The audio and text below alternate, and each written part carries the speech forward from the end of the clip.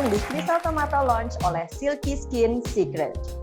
Crystal Tomato adalah sebuah brand yang berasal dari Singapura dan sudah memiliki 2 buah produk yang terdaftar di Balai POM Indonesia. Yang pertama adalah suplemen antioksidan Crystal Tomato with L-cysteine, dan yang kedua adalah tabir surya Beyond Sun Protection. Kedua produk ini bisa Anda dapatkan melalui Silky Skin Secret, toko online retail yang menyediakan produk-produk terpilih untuk menjaga dan meningkatkan kesehatan kulitmu. Silky Skin Secret, where beauty secret best kept together. Seperti apakah suplemen antioksidan Crystal Tomato with L-cysteine dan tabir surya Beyond Sun Protection? Let's check the video.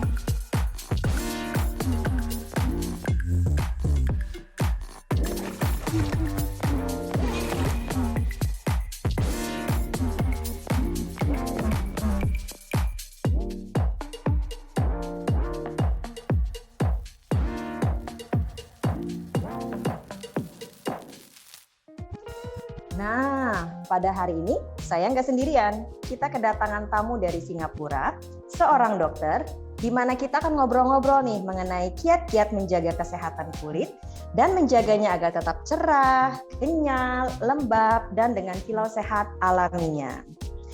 Today's invited speaker has a true passion in aesthetic medicine and he loves what he does, making his patients look and feel beautiful inside and out, and help them age gracefully and naturally.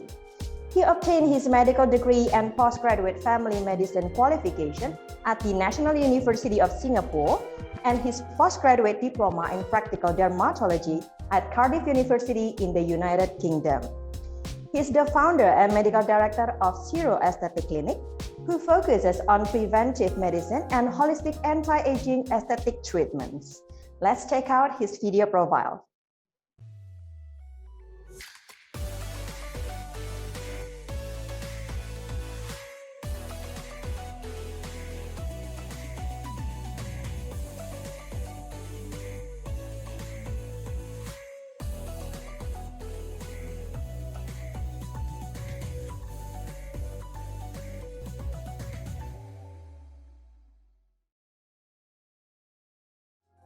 Hi, Dr. Chang. How are you? Hi everybody. Selamat siang. Apa kabar? Greetings from Singapore. Very good to see you, Sarah, again. Yes, indeed. Thank you, Dr. Chang. Thank you very much for accepting our invitation to be the speaker of Crystal Tomato launch in Indonesia. Yes, thank you very much for having me share with the Indonesian audience about Crystal Tomato. It is my pleasure to represent Crystal Tomato in Singapore, and I hope to be able to share with you, some knowledge about Crystal Tomato as well as for sun protection. All right. Now, the pandemic situation is much more controlled. Business, started to picking up, and people also start getting more active out and about. And this also means we are getting more exposed to things that could be dangerous for our skin, in particular the sunlight. Could you please remind us again, doctor, how important is it to protect our skin from the sunlight? Well, with the pandemic situation in Indonesia and in Singapore still ongoing, I think a lot of workers have been working from home. And in that situation, it's good because we avoid getting too much into the sunlight. Right. We all know sunlight is the major factor in terms of premature skin aging. So with regards to the pandemic situation, with regards to working from home, I would say that it's actually a good thing that less people are getting exposed to the sun. Having said that, even if you are at home, it is recommended that we should still carry out good sun protection habits. And these habits include putting on sun protection in terms of sunblock. So having a good sunblock and applying it on even if you're at home and not under direct sunlight.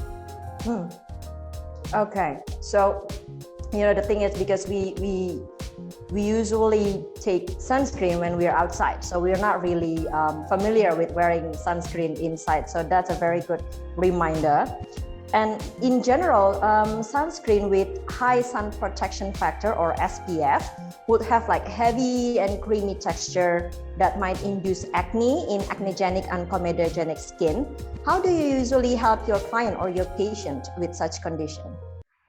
Well, first of all, we would treat the underlying condition. So if you have skin that easily clogs up, or you have skin that is or that has active acne condition, we would try to treat that with a variety of different treatments, whether it be deep pore cleansing facials, chemical peels, to even oral medication to control the acne. Having said that, I think it's of vital importance that we choose makeup and skincare products that are non-comedogenic, so products that would not cause acne, that would not clog up the pores. And as you rightly said, sunblock is one of the commonest skincare products that may clog up the pores, especially if they are of higher SPF, which means that they may be thicker and more easily to clog up the pores. Now, adding to what I said before with being indoors, unfortunately, we still do have to put sunblock on because the ultraviolet radiation, even though you do not see it and even though it's not direct, there is a reflection factor whereby if you are in the room but you can still see your surroundings, that means that visible light and ultraviolet radiation is still reaching you, albeit not directly, and therefore we should still protect ourselves from the sun even though we are indoors. Going back to the sunblock, so if a sunblock has a higher SPF, it tends to be a bit thicker, it tends to clog up the pores more easily, it tends to cause more acne. And so for our patients, we would first treat the underlying factors before then also recommending a sunblock that is non-comedogenic, that is not sticky or thick, that would not exacerbate the acne condition. Right. Okay, that's very good input, because sometimes acnegenic and comedogenic people with acnegenic and comedogenic skin tend to avoid wearing sunscreen with high SPF, while it's actually very good and it's much needed by the skin to protect it, right? Yeah, Dr. Chang.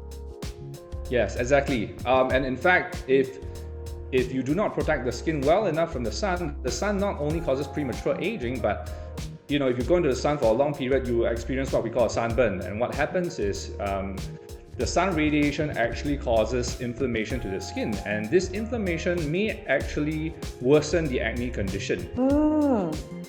Okay, so that's not what we want. So yeah, ladies and gentlemen, please do wear your sunscreen and go to see your doctors as well to treat the underlying condition, just like what Dr. Chang mentioned to us. All right. And we've been hearing this past few month or year about blue light. We don't know much about blue light. There's been couple of information, but could you please share with us what do we need to know about blue light? Where can we get exposed to it, and how do we protect ourselves? Well, that is actually a very good question. In fact, blue light is something that is relatively new, not just to the market, but even to doctors like us. In recent years, there have been many studies on blue light, and essentially what blue light is it is part of the visible light spectrum. It is what we call a high energy visible light, whereby the recent studies have shown that they may actually cause even more damage and penetrate deeper into the skin than ultraviolet A or ultraviolet B light. And so we actually do need to take note and to protect ourselves from blue light. The biggest source of blue light, of course, is from the sun, but we've also done studies to show that even from your TV screens, from your LED lights at home, all these things also do emit blue light, which is why it is vitally important that we apply sunblock not just when we're going out, but even when we are at home, because the surrounding environment also emits blue light. I see. That's very interesting, Dr. Chang, because to the knowledge of quite some people, we only know blue light comes from devices, so we wouldn't really know that actually we can get exposed blue light from the sun. So basically, the sun also emits a blue light. Yeah, I mean the sun emits blue light, and your mobile devices emit blue light. Your fluorescent lights in the house emit blue light, and it's only now that we realize that. So it's not just the sun that causes skin damage, but it's really almost any light source that you have in the house that may cause skin damage, that may give you pigmentary problems like melasma, like freckles, and cause premature skin aging as well. Wow. All right. So we weren't aware. So all this time, with our iPad, computers, phones, we usually have all those three facing our face. It's actually creating. Could be there are possibilities that they would they could be dangerous for our skin. Indeed. Okay. All right. So blue light and SPF. Now, how can we be sure that we have enough protection towards the LED lights, sunlight, and in that case, what do we need to look from a sunscreen product? Well, the general advice, of course, is to avoid any kind of exposure. Now, it is easier if we're talking about sunlight, where we just minimize going out into the sun. But if you're indoors, you are exposed, like I said, to the different light sources that can still emit blue light. So it is important, and I can't stress this enough, that we choose a sunblock that has all the protective factors against the different kinds of wavelengths of light. So when you are choosing a sunblock, we first look at the SPF factor, which determines whether or not we are being protected from UVB. We then look at what we call the PA factor, which protects us against UVA. So all these things need to be of a certain standard or certain quality. So for example, for SPF, we're looking for something on the face that's between SPF 30 to 50. For the PA factor, we're looking for as many classes as possible. And now the new trend is, of course, to protect against blue light. And internationally, they have recognized that a sunblock is protective against blue light if you have above about 30+% blockage of blue light. The problem, however, with choosing these quality protective factors is that a lot of times, the higher the protection, as you rightly pointed out, the thicker the sunblock. So the advice also that I would give our patients in general is that, choose a sunblock with all these protective factors. Make sure you educate yourself on the kinds of wavelengths that you're protecting against. But more importantly, you should choose a sunblock that is comfortable and easy for you to use on a daily basis, because some sunblock is better than no sunblock. That I totally agree, doctor, because most of the problem is that we, as the user of the product, tend to, I don't want to get this sticky and oily feeling all day. And we have to reapply sunscreen, don't we, Dr. Chang? Well, in fact, especially in regions like Singapore and Indonesia, where we are in the tropical region, the sunlight is strongest, it gets hot easily, we sweat easily, and therefore it is actually recommended that we reapply our sunblock every 2 to 3 hours if possible. Of course, sometimes it's not realistic to do that, but really what happens is in our tropical climate, the more we can reapply the sunblock, it's better. If not, the sunblock protective factors goes down. It's not like we are in temperate or European countries where we can reapply the sunblock every 4 to 5 hours. Here in the tropical climate, it's better to reapply at least every 2 to 3 hours for best protection. All right, thank you, doctor. So sunscreen is protecting our skin from the outside, right? And what about from within? We heard about antioxidants. So Dr. Chang, how antioxidant plays a role in protecting our skin? Well, antioxidants have been around for decades. Initially, it started off with general health and well-being, but now we're looking more at antioxidants for the skin as well. And most people would know that antioxidants help to prevent DNA damage. What it does is that it actually helps to mop out what we call the reactive oxidative species. And these are particles and molecules that actually cause an accelerated DNA damage. So when we have enough antioxidants in the skin, what we're really doing is to prevent premature skin damage.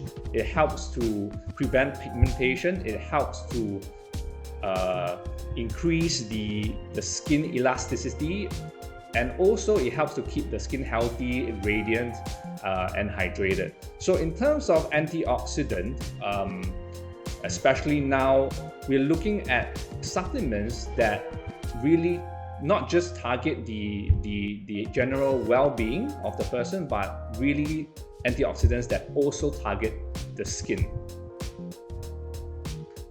Okay, so antioxidant is really necessary, and it's much needed to take care of, or to take care of skin cells and to reduce inflammation, if that's correct, doctor? Yes, indeed. So the antioxidants have a whole list of effects, and this is already widely known. Of course, when we speak to our patients, we would like to recommend firstly sun avoidance, and then of course that could be not just avoiding the sun, but really applying a sunblock. But at the same time, we know that sunblock isn't 100% effective. As you rightly said just now, we may have to reapply sunblock every 2 to 3 hours, and in some instances, that's not really possible. And that's why we also recommend oral supplementation with, in this case, for example, crystal tomato, where they have high antioxidant properties that would prevent premature skin aging, that would also reduce inflammation, reduce DNA damage to the skin, and therefore it also then prevents pigmentary problems in the future. Okay, perfect. So we know that colorless tomato is a powerful antioxidant, but not many knows about L-cysteine. So can you share with us, Dr. Chang, what is L-cysteine and what good it has for our skin?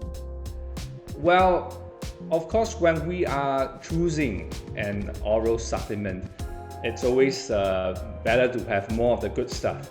And in addition to the carotenoids of crystal tomato, a part of the antioxidants, L-cysteine really is an amino acid that actually boosts the production of glutathione in the liver.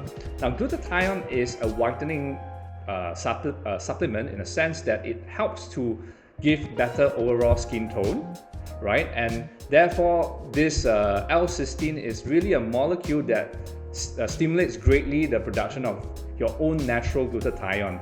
And again, glutathione is one of those molecules in the body that helps skin health, So reducing skin inflammation, general whitening of the skin.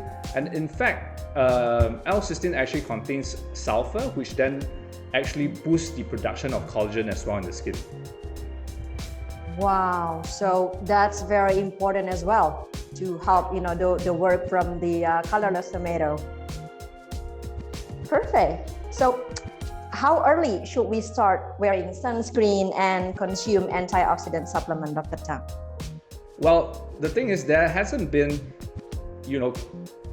official studies of how early we should start, but theoretically, from that point of view, if it's a good thing, we should start as early as we can. So if, let's say, for example, you have children who are going out to play in the sun, it is best to start them on healthy habits, cultivate their habits to apply sunscreen so that they are protected from the harmful ultraviolet radiation of the sun. All right, perfect. So the early, the better. Okay. Exactly. Wow, that's quite a lot of information to digest. Very insightful and practical indeed. Thank you once again, Dr. Chang. It is an honor to have you here with us. Thank you very much for inviting me once again, and I hope that this session has been useful to our audience today. Okay. Now, it is time to officially launch Crystal Tomato in Indonesia with Silky Skin Secret. Would you do the honor and have the launch ceremony together with us, Dr. Chang? Well, thank you. I would love to. All right. Please put the palm of your hand on the tomato button. Dr. Chang, can you find it? You get it? Yeah. It's a little bit tricky. Okay, let's do the countdown together, shall we? Let's do it. 5, 4, 3, 2, 1. Crystal Tomato is officially launched in Indonesia.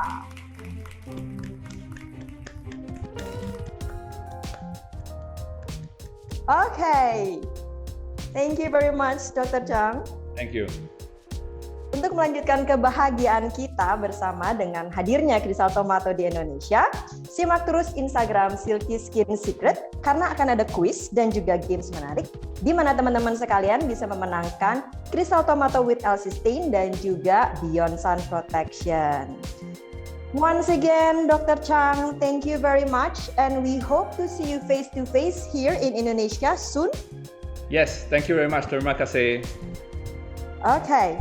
And thank you everyone for joining us. Please do take care and healthy. Have a beautiful day.